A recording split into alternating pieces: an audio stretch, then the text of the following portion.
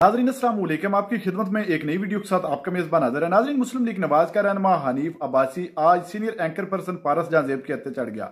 पारस जहांज़ेब ने बड़े तहम्मुल मजाजी के साथ इस तरह के सख्त और कड़वे सवालात किए कि आगे से इस शख्स के पास किसी सवाल का कोई जवाब था नहीं, बल्कि आए बाएं शाएं और इमरान खान पर तनकीद करने लगा। नाज़रीन, जिस पर पारस जहांज़ेब ने इसकी खूब क्लास लगा दी। वीडियो मुलाज़ा फरमाएं, फिर इस पर मुकम्मल तफसील आपके सामने रखते हैं। इक़्तिदार में पीटीआई इक़्तिदार के नशे में अंधी हो गई है। अच्छा। पारस जरा थोड़ा सा गौर करें बातों के ऊपर।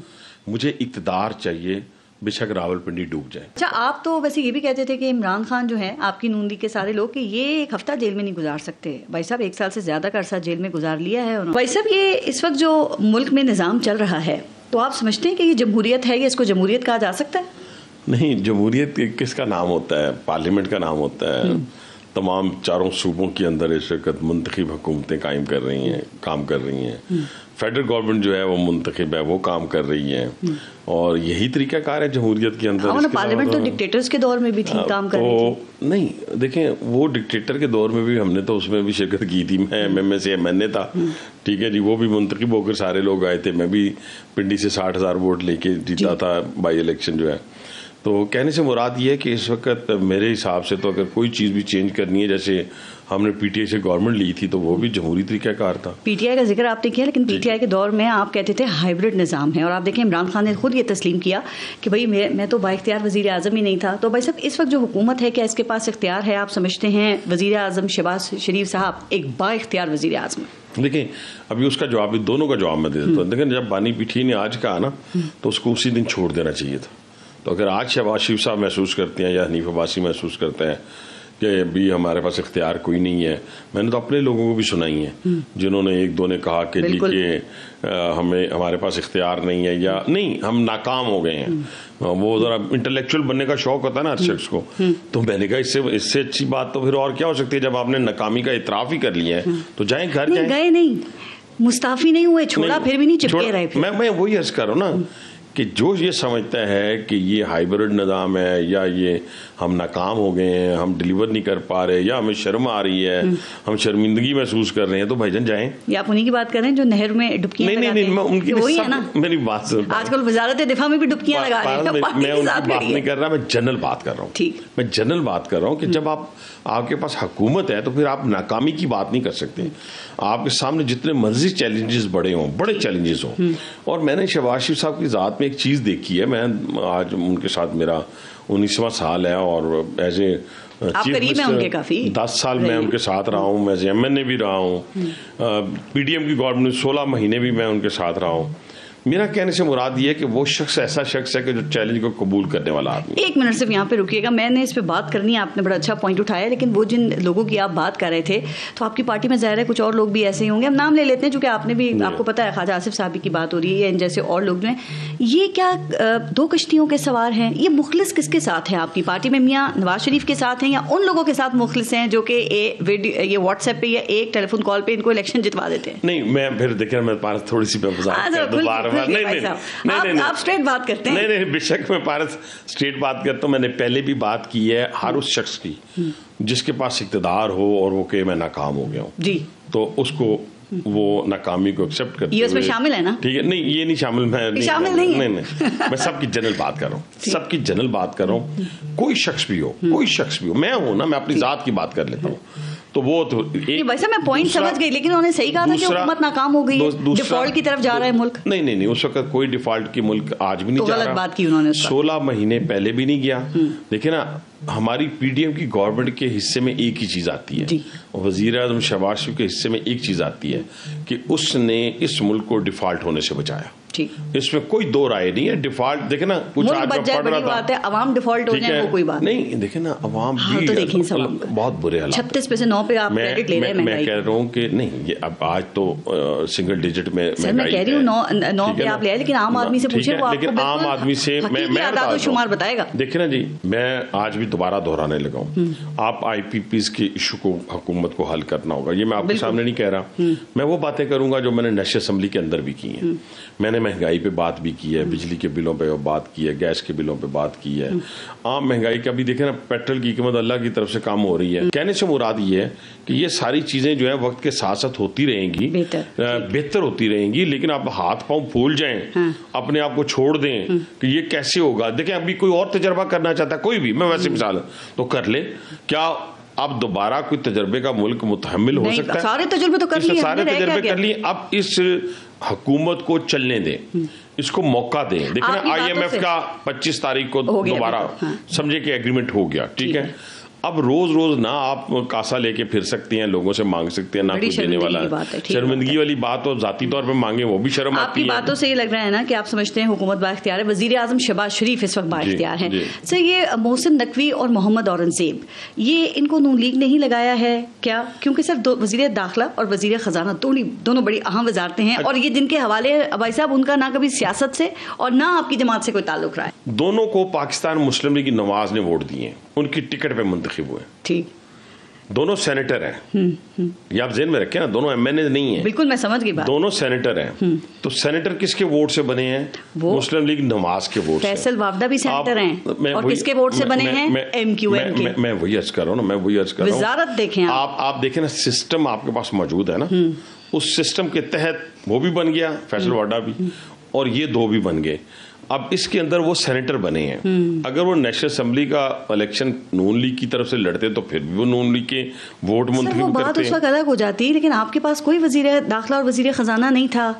काफी सारे नाम हैं, राना सनाउल्ला नहीं हो सकते थे फिर वजीर दाखिला, इसहाक डार साहब वो भी वजीर खजाना तो नहीं है, और आप भी हो सकते थे, आप में क्या कमी है? नहीं, मैं अगर ये फैसले तो पार्टी ने करने होती है ना, कि कौन को किसको किस जगह लगाना है, होना चाहिए। कितने सवाल उठते हैं आपके? नहीं, मेरे से मैं आपको फिर बार, अभी जो औरंगजेब साहब हैं, मैं नहीं इनको जानता था, सीधी सी बात है। मुझे तो ये भी नहीं पता था कि ये हबीब बैंक के प्रेसिडेंट हैं या किस बैंक के प्रेसिडेंट। यकीन करें, मियां साहब भी नहीं जानते थे इनको। अच्छा सुने, मैं जो बात करने लगूं, लेकिन अगर इस वक्त उनकी अगर कारकर्दगी अगर आप देखें ना फानस के अंदर, तो मुझे तो वो बहुत बेहतर नजर आ रही है। मुझे उम्मीद है, देखिए इसहाक डार से बेहतर है। हमने लोगों को नहीं, इसहाक डार साहब का तजर्बा बहुत बड़ा तजर्बा था, तो फिर उनको लगाना चाहिए था, ज्यादा तजर्बे वाले को दिफा दे। बड़ा तजर्बा था, बहुत बड़ा तजर्बा था, लेकिन क्योंकि हमने उनको फॉरेन वजारत में लेके जाना था, हम ले गए फॉरेन मिनिस्ट्री में उनको। लेकिन ये इस शख्स ने चंद दिनों के अंदर, चंद महीनों के अंदर जो है इस पटरी पे इस गाड़ी को चढ़ा दिया। बेस्ट बंदे को, right person for the right job होना चाहिए। अगर आप कहते हैं कि जी डार साहब थे तो उनको वजीर खजाना ही उनके पास होनी चाहिए थी। बहरहाल शहबाज शरीफ साहब बाइख्तियार वजीर आजम हैं। अब ऐसा वो जो जलसा हुआ, और उसके बाद जब अली अमीन गंडापुर साहब जो हैं वो कई घंटों के लिए गायब हो गए, तो क्या वाकई किसी सिक्योरिटी मीटिंग में बैठे हुए थे या गिरफ्तार थे? चूंकि उनकी सूबाई हुकूमत और पार्टी दोनों का उनसे रब्ता नहीं हो रहा था। अच्छा, यकीन माने, अब मैं आपसे खुल के बात कर लेता हूँ, लेकिन मैं इतना करूंगा खुल के ताकि 8 घंटे वो पाँव में बैठ के माफिया मांगता रहे। किसके पाँव में? जिनको गालियां दी थी उनके पाँव में? उनके पाँव में। और आप ही के इलाके में थे? मतलब साहब मेरी समझे कि मैं उस इलाके में रहता हूँ। रो भी रहे थे? ये सिर्फ माफिया ही मांग रहे थे? पाँव पकड़े हुए थे या रो भी रहे थे? मैं यकीन माने रोया है, यकीन माने रोया है, फिजिकली रोया है। मुझे भागने वाला शख्स जो है ना मेरी जिंदगी में, मैं वो बंदा बात कर रहे हैं, मैं फिर दोहरा रहा हूं कि जिसने 25 साल कैद लेके नहीं भागा, 10,000 बंदों की मौजूदगी में मैं भाग सकता था ना, या मुझे पता था शाम को मुझे सजा होनी है तो मैं निकल जाता। लेकिन वो अब जबान सुनिए, वो तो फिर वही अल्फाज इस्तेमाल कर रहे हैं। अच्छा, आपने हिटलर की चमचा नहीं हूं, अभी मैंने आपको सुने पता नहीं क्या क्या नहीं हूं। सुने, हिटलर जो था ना, हिटलर उसका जासूसी निजाम बहुत मजबूत था जी। मियाँ बीवी के दरमियान भी ना एक एजेंट होता था उसके जासूसी निजाम का, तो जो हस्बैंड होता था वो ना गालियां देता था हिटलर को जी, ताकि वो वाइफ के जो उसके बारे में सेंटीमेंट से वो बाहर आ जाए। अगर तो कुछ वाइफ गालियां देती थी ना आगे से, तो वो जाके बता देता था मेरी बीवी आपके साथ नहीं, ठीक है ना। ये जेल वाला कहता था कि मेरा एस्टेब्लिशमेंट के साथ कोई राब्ता नहीं है। मैं साल पीट के कहता था कि एस्टेब्लिशमेंट के साथ राब्ता है, ठीक है। अब वो कहता है कि मैंने अब दरवाजे बंद कर दिए। ये डायरेक्ट राब्ता था खान साहब का एस्टेब्लिशमेंट के साथ? नहीं, ये 3-4 लोग थे। अच्छा। अली अमीन गंडापुर, आजम स्वाति, ठीक, मरवत, ठीक है ना जी। एक और था इनका कोई गौर खान, उमर अयूब? नहीं, उमर अयूब नहीं है। उमर अयूब को तो आजकल वो उसके मुंह से फायरिंग निकल रही है उस इंस्टीट्यूशन के खिलाफ जिन्होंने उनको इज्जत दी, जिन्होंने उनको एहतराम दिया। और की बात होती है हमारे पॉलिटिक्स में, जिस पे बुरा वक्त आता है वो सामने वाले देखे ना, वो अगर हमें जमहूरियत का सबक उमर अयूब दे तो जरा शर्माना चाहिए उनको कि उनके दादा अबू ने सबसे पहले जमहूरियत पे शबखून मारा था। अभी जिनको आप कह रहे हैं कि बुरा भला वो कह रहे हैं, क्या उमर अयूब वाकई एंटी एस्टेब्लिशमेंट हैं, या फिर ये भी आप वो जो कहते हैं ना कि ये सब मिले हुए हैं? नहीं, मुझे इस पे तो मुझे, क्योंकि वो ना इक़्तिदार में पीटीआई इक़्तिदार के नशे में अंधी हो गई है। अच्छा। पारस जरा थोड़ा सा गौर करें बातों के ऊपर। मुझे इक़्तिदार चाहिए बेशक रावलपिंडी डूब जाए, मुझे इक़्तिदार चाहिए चाहे खुदा ना खास्ता मेरे मुंह में खाक के पाकिस्तान तबाही के धाने पे चला जाए। आज हम फेडरेशन को ललकार रहे हैं और कह रहे हैं हम अफगानिस्तान से बात करेंगे, लेकिन आप ये जहन में रखें कि पाकिस्तान अब वाहिद 56-57 जितनी कंट्रीज हैं आपकी, उसमें से वाहिद आपकी फौज रह गई है जिसके ऊपर जो अनदेखा दुश्मन है वो हमलावर हो। लेकिन भाई साहब ये तो बताएं ना, आप लोग अक्सर कहते हैं कि इस वक्त पीटीआई की जो सामने जो लीडरशिप है वो उनके अभी भी एस्टेब्लिशमेंट के साथ राब्ते हैं, ये क्या बातें करते हैं वहां जाके? कौन लोग? ऐसा कुछ नाम तो होने चाहिए, नाम तो बताइए। 3-4 नाम आपको बता दिए ना, ये बातें तो ज़बान ज़दी आम है ना, इस पे अब छुपने वाली कौन सी बातें हैं? तो सिर्फ खबर ये है कि अपने पाकिस्तान को बचाएं। लेकिन इमरान खान सोच रहे हैं, वो कह रहे हैं मैं डटा हुआ हूँ और ना मैं बीमार हुआ हूँ, ना ही मैंने मुल्क से बाहर जाने का कहा है, एस्टेब्लिशमेंट से बात करने का कहा था, बात भी नहीं करूंगा किसी से। पहली बात, एस्टेब्लिशमेंट से एक बंदे ने 1 साल में जाकर एक मुलाकात नहीं की इमरान। अब तो वो भी कह रहे हैं मैं नहीं करूंगा एस्टेब्लिशमेंट से बात। मना कर दिया नहीं, पहले पूरी बात तो लोगों को समझने देना। 1 साल में ऑफ द रिकॉर्ड एक मुलाकात भी एस्टेब्लिशमेंट ने इमरान खान से नहीं। तो जो खबरें आती थी सब झूठा है कि थोड़ा आगे बढ़े हैं, थोड़ा पीछे ना, वो सारी चीजें ये होती थी कि इनकी ख्वाहिशात के ऊपर इनके बंदे को मिनतला करने के लिए जाते थे। कतन किसी सूरत उनकी तरफ से कोई पॉजिटिव जवाब इनको नहीं मिला। ये मैं आपको गारंटी के साथ कह रहा हूँ, ठीक है। उसकी बुनियादी वजह यह है कि जो रेड लाइन बानी पीटीआई ने क्रॉस की है, वो रेड लाइन यहाँ पे ना टीटीपी ने की है, तो ना पीटीएम ने की है, ना टीटीएम ने की है। उन्होंने राब्ते नहीं रखे, ठीक है ना। आपके जो बहुत अजीज दोस्त हैं शेख रशीद अहमद, उनसे भी कोई राब्ते नहीं है? वो मेरा ख्याल है वो खुद ही कहते होते थे मैं गेट नंबर 4 की पैदावार हूँ, हम तो नहीं है। हाँ, वो कह रहे थे कि जो 40 दिन का चिल्ला काटा ना, वो 40 दिन के चिल्ले भी जा फारग हो गए हैं। हाँ। तो फिर अल्लाह ताला ने तो हमें हिम्मत दी थी। हाल अहवाल पूछते हैं, लेकिन ये मुकाफाती अमल है। सुने, नहीं, ये पारस मुकाफाती अमल है। मैं आज भी किसी का बुरा नहीं चाहता, आज भी।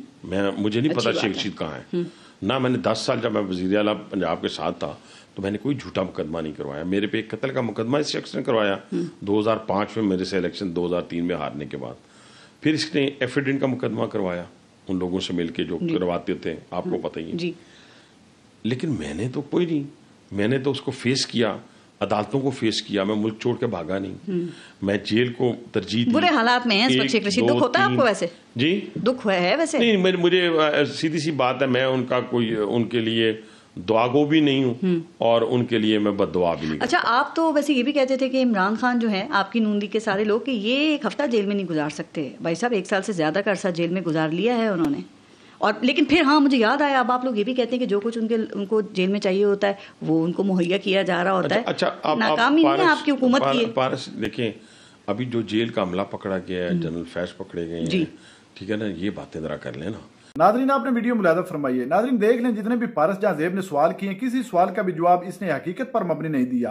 हत्ता कि सबको पता है कि ये किन ताकतवरों के कंधों पर सवार होकर इस वक्त हुकूमत में बैठे हैं और वो टारगेट कर रहा है पीटीआई को। नाजरीन, ये वो शख्स है जो एक बिल्कुल वाज़ेह तौर पर आ रहा हुआ था, लेकिन अपनी पार्टी की चापलूसी में इस तरह मसरूफ है कि जैसे इसको अवाम ने बड़े वोटों से जितवाया है। नाजरीन, पूरी कौम जानती है कि इमरान खान का मैंडेट इन लोगों ने चुराया है और इस वक्त जो इनका वजीर दिफा है ख्वाजा आसिफ, वो खुद भी कह रहा है कि हमारे पल्ले कुछ भी नहीं, लेकिन हनीफ अब्बासी ख्वाजा आसिफ को भी गलत कह रहा है और यही कह रहा है कि हमारा वजीर आजम शहबाज शरीफ मुकम्मल तौर पर बाअख्तियार है। और दूसरी जानब नाजरीन, इसकी बात आपने सुनी है कि यह कह रहा है कि इमरान खान और पीटीआई इक्तदार की भूखी है, वो किसी सूरत भी इक्तदार चाहते हैं चाहे मुल्क का तहस नहस हो जाए। नाजरीन, क्या इसकी बात में सदाकत है? पूरी कौम जानती है कि मुस्लिम लीग नवाज और पीपल्स पार्टी इक्तदार की खातर किसी हद तक भी जा सकते हैं, लेकिन ये शख्स देख लें किस तरह लाइव प्रोग्राम में बैठकर झूठ बोल रहा है और खान और पीटीआई को तनकीद कर रहा है। नाजरीन, इनके अंदर की हवस कभी खत्म नहीं हो सकती। ये खुद इक्तदार के भूखे हैं और भूखे ही रहेंगे। इनका काम सिर्फ यही है, इस मुल्क पर जोर जबरदस्ती और ताकत के बलबूते पर किसी भी तरह हुकूमत बना लेना और इस अवाम का खून पसीना एक करके खूब मजे लेना। लेकिन फिर भी नाजरीन किस तरह ढिठाई के साथ इमरान खान और पीटीआई पर ताबड़तोड़ हमले कर रहा है। और नाजरीन ये भी कह रहा है कि अली अमीन गंडापुर जो है वो जिस दिन गायब रहे वो मिन्नतें समाइतें एस्टेब्लिशमेंट के पांव पकड़ते रहे। नाजरीन कोई इनसे पूछे कि आप किस तरह कौम पर मुसल्लत हुए हैं, या जो आप दिन को या रात को बंद कमरों में बैठकर डीलें करते हैं वो किन लोगों के साथ करते हैं और आप उनके पांव किस तरह पकड़ते हैं। अपने इलाज के बहाने आप लंदन चले जाते हैं और वहां से वापसी का नाम ही नहीं लेते। नाजरीन आपने वीडियो मुलाजा फरमाइए। नाजरीन इस वीडियो के बारे में और इस शख्स की गुफ्तगू के बारे में आपकी क्या राय है, कमेंट सेक्शन में कीमती राय दीजिए और अगली वीडियो तक अपने मेजबान को दीजिए इजाजत। अल्लाह हाफिज।